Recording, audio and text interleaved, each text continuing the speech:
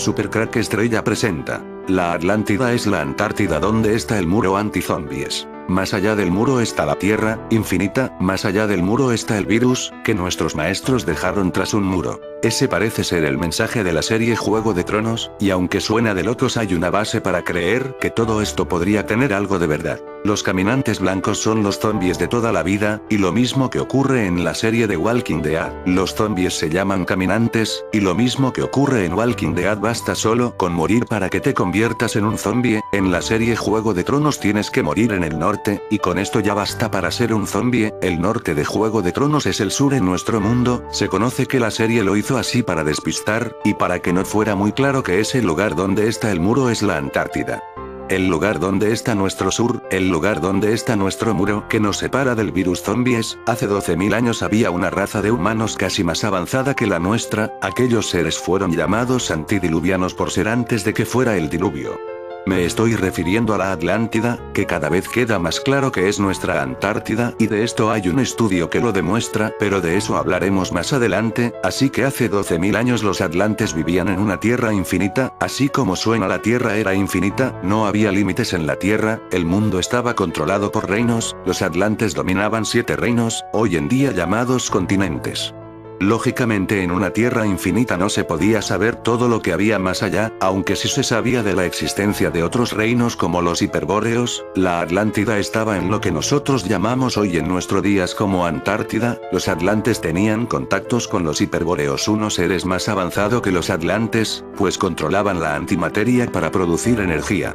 Ellos podían pasar de una dimensión a otra y esto fue lo que les salvó. Cuando una especie de virus llegó del más allá de la Tierra infinita, no hubo manera de contener aquello, ya que de una Tierra infinita donde la cantidad de vida era tan grande, llegaron seres mitad humanos, mitad demonios que se alimentaban de la carne humana. No está muy claro, pero una especie de glaciación hizo que los seres del otro lado de la Tierra infinita se quedaran sin alimentos y sin recursos, teniendo que llegar al canibalismo. Esto creó una mutación en los seres del otro lado, creando seres zombies por millones imposible de contener con almas. Los hiperbóreos, para resistir esta plaga zombie rodeados por zombies hostiles, tuvieron que hacerse un hueco o perecer. Para aumentar sus posibilidades de supervivencia, el pueblo hiperbóreo crearon una máquina parecida a nuestro CERN, utilizó tratamientos químicos, biofeedback y electrónica para mutar sus mentes y crear autoimágenes mejoradas de sí mismos, o aspectos que fortalecieron sus cuerpos e intensificaron sus voluntades y convirtieron el poder de sus deseos en atributos, los cuales se percibían como una fuerza mágica por aquellos contra quienes se usaban. El CERN también desarrolló una tecnología para transferir electrónicamente el alma, de una persona a un cuerpo nuevo. Esta reencarnación por transferencia de mente creó una raza de potenciales inmortales, y permitió a los antiguos miembros de la máquina CERN instaurar un sistema de castas con ellos en la cima. La Biblia llamó a estos ángeles caídos, pero todo esto no fue suficiente para sobrevivir a la plaga zombie, así que tuvieron que escapar a una realidad paralela en otra dimensión. Los atlantes no eran tan avanzados como los hiperbóreos, así que cuando les tocó a ellos la llegada de esta horda de zombies por cientos de miles, tuvieron que crear con su tecnología parecida a nuestro ARP, un diluvio que matara a los zombies, y después crearon un muro con una cúpula que protegiera a sus 7 reinos del virus. Una glaciación dejó todo helado en lo hoy en día conocemos como Antártida.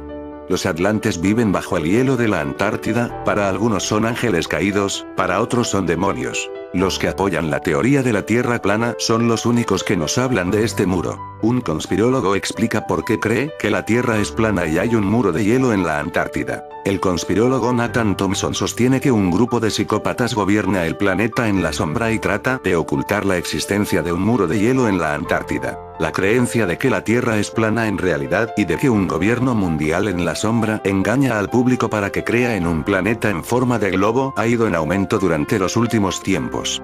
Uno de los principales defensores de esta teoría de la conspiración es Nathan Thompson, un comerciante del condado de Orange, California, Estados Unidos. Que no solo cree que la Tierra es plana, sino también que hay un muro de hielo en la Antártida.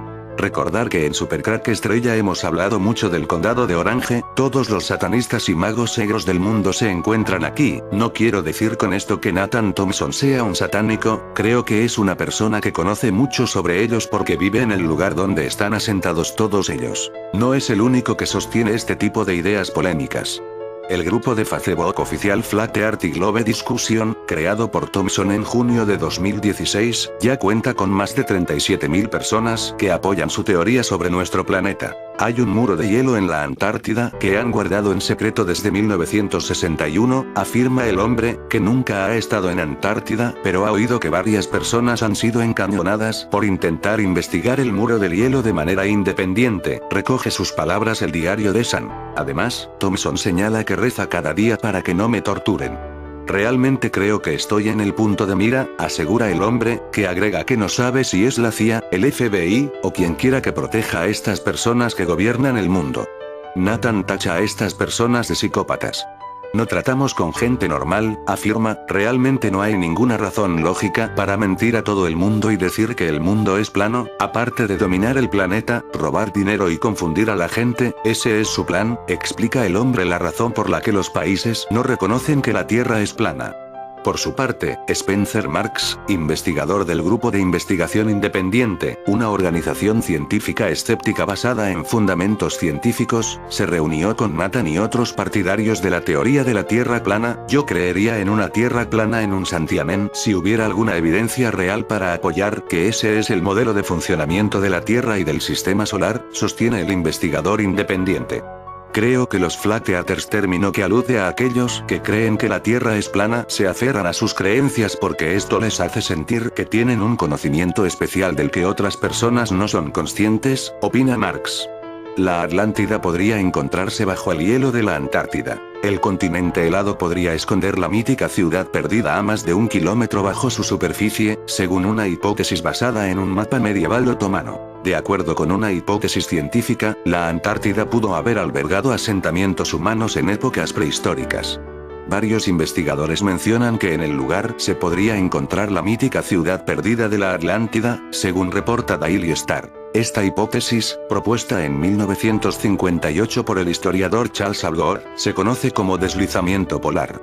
Según ella, unos movimientos de la corteza terrestre provocaron que grandes áreas del continente de la Antártida estuvieran libres de hielo hace 12.000 años. La primera fuente histórica que parece probar tal fenómeno es el mapa de Piri Reis, descubierto en Turquía en 1930. Este documento data del año 1513, cientos de años antes del descubrimiento oficial del continente, y muestra aparentemente la costa antártica sin el recubrimiento de nieve que tiene en la actualidad. Esto indica que esta costa fue explorada antes de ser cubierta por el hielo, que ahora tiene alrededor de 1 milla 1,6 kilómetros de espesor, dijo el teniente Harold Olmeyer de la Fuerza Aérea de Estados Unidos, en una carta que envió en 1960 al profesor Al Gore, en la que le afirmaba que su teoría era correcta. Ahora, teóricos de la conspiración no solo afirman que la hipótesis Abbott sea cierta, sino también que la mítica ciudad de la Atlántida se encuentra en el continente helado. En 2013, Google Earth mostró imágenes de unas estructuras similares a pirámides sobresaliendo del hielo, que en su momento confundió a los científicos porque parecían ser construcciones artificiales. Incluso decían que Adolf Hitler sabía de esta civilización bajo el hielo, y construyó supuestamente una base secreta sobre sus ruinas, según una antigua teoría conspirativa que volvió a circular luego que se encontrara un puesto de observación nazi en el Ártico ruso el pasado mes octubre. La Atlántida fue mencionada por primera vez en uno de los diálogos escritos por Platón en torno al 360 a.C.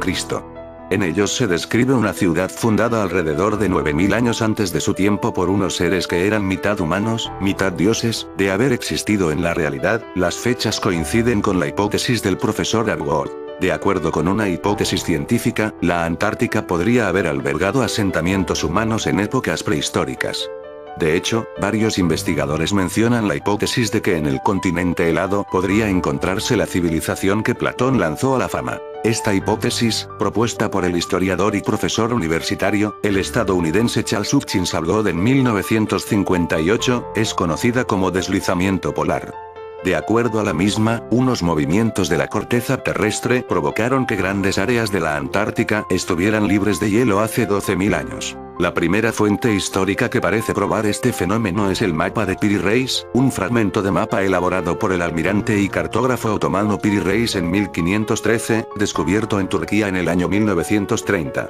Este documento data del año 1513, cientos de años antes del descubrimiento oficial del continente blanco, y muestra aparentemente la costa antártica sin el recubrimiento de nieve que ostenta en la actualidad. Esto indica que esta costa fue explorada antes de ser cubierta por el hielo, que ahora tiene alrededor de 1 milla, 1,6 kilómetros, de espesor, dijo el teniente Harold Olmeyer de la Fuerza Aérea de Estados Unidos en una carta que envió en 1960 al profesor Arbor, en la que afirmaba que su teoría le parecía la correcta, tras haber trabajado él en el Polo Sur. De inmediato saltaron aquellos teóricos de que todo es una conspiración y que no solo afirman que la hipótesis Abbott es cierta, sino que además la mítica ciudad de la Atlántida se encuentra en la Antártida, aunque Platón la situó muy lejos de allí. La Biblia y la Atlántida, ¿mito o realidad? Millones de personas en todo el mundo y en todas las edades, desde filósofos, sabios, científicos y personas común y corrientes, apasionadas por los grandes enigmas de la humanidad se han hecho esta pregunta, cuyo origen se remonta a la narración que hizo el filósofo ateniense Platón y que pone en boca de Critías, uno de sus interlocutores en sus famosos diálogos. El relato, desgraciadamente, está inconcluso, aparece en 2 obras, Timeo es la primera y en ella se describe una civilización antiquísima de origen divino situada más allá de las columnas de Hércules, es decir, en el estrecho de Gibraltar. Según el escrito, la isla donde estaba el poder central de los atlantes era mayor que Libia y el Asia reunidas. Según el relato, el origen de esta civilización es de la unión del dios Neptuno con una mortal hipótesis a tener muy en cuenta cuando analicemos lo que la Biblia dice. Esta civilización vivió una época dorada muy apegada a la verdad, generosidad, moderación en su modo de vida y muy sabios en todo tipo de ciencias. Algunos han identificado a los atlantes como una generación surgida después de Mu, la civilización de la Madre Tierra. Esta vida paradisíaca, según el relato, llegó a su fin cuando los atlantes se corrompieron y Júpiter, después de haber reunido a los otros dioses, les dijo, y hasta aquí llega el relato de Platón, lo que les dijo Júpiter no debe de haber sido agradable, pues la hecatombe que cayó sobre los atlantes los sepultó bajo el mar. Actualmente no existe una evidencia científica sobre la existencia real de la Atlántida, sino hipótesis reunidas por aquí y por allá, siendo muy lento su análisis y posterior confirmación. Hay indicios de que hubo una generación ubicada, según algunos, en el 10.000 a.C.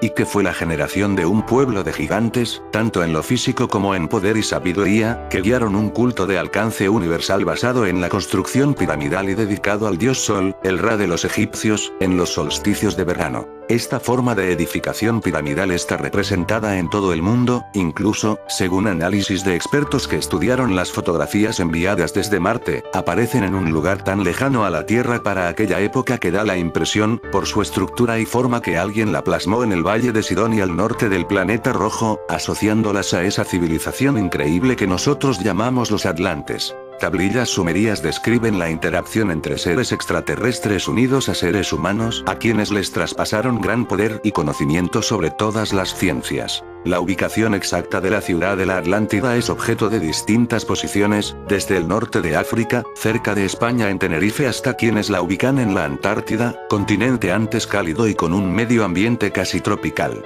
Pero cada vez queda más claro que era la Antártida.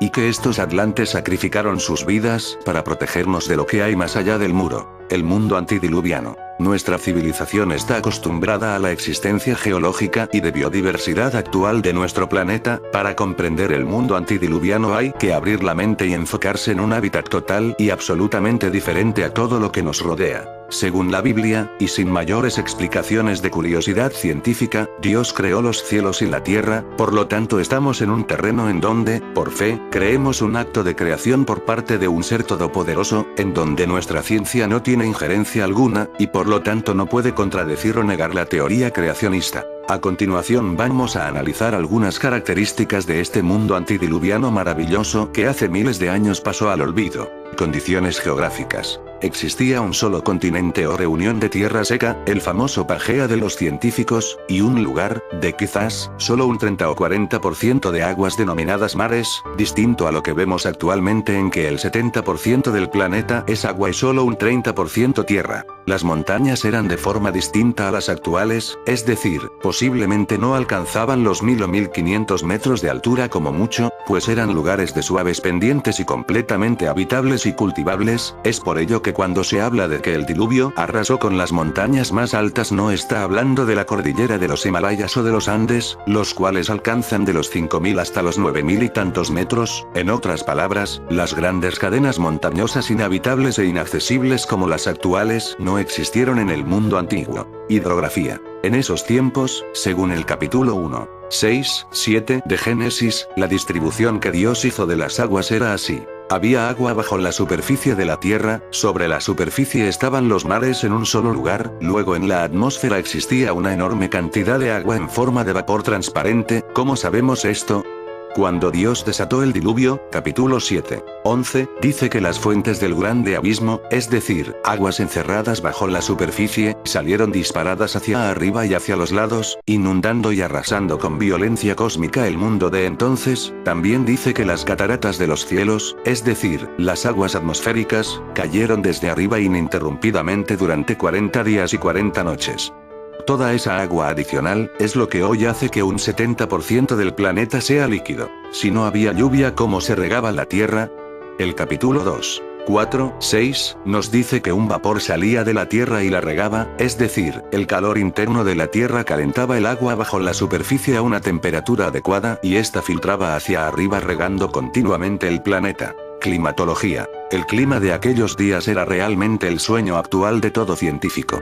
La temperatura era la de un invernadero perfecto, es decir, con unos 25 o 28 Celsius permanente, con una irrigación igual, lo que permitía un crecimiento continuo y con varias cosechas al año, tanto de semillas como de frutos, es decir, había alimento disponible para el reino animal, sin que estos tuviesen que realizar las tremendas migraciones como las que se ven en África y en otros lugares del mundo. Este era realmente un vergel, con sobreabundancia de comida para todos. La coraza atmosférica. Aparte de la capa térmica que protegía a la Tierra para impedir que, por ejemplo, meteoros llegaran a la superficie, el dosel de aguas en forma de vapor transparente impedía la filtración de rayos letales tales como los cósmicos, ultravioleta, neutrones, etc., que son los que destruyen genes y células causando enfermedades, envejecimiento en toda forma de vida. Esa es, aparte de la sentencia divina por el pecado o como consecuencia de este, y el por qué los antidiluvianos alcanzaron edades de casi 1000 años. Y lo más importante finalmente, una alimentación 100% sana y aprovechable, en todos los beneficios de proteínas, vitaminas y minerales, lo que dio por resultado una vida en su desarrollo máximo tanto en lo físico, gigantismo, como en lo intelectual. Nuestra generación actual en comparación con aquella, es físicamente enferma, pequeña y mentalmente atrofiada, a excepción de algunos individuos catalogados de genios, Einstein, Newton, etc., o deportistas de élite.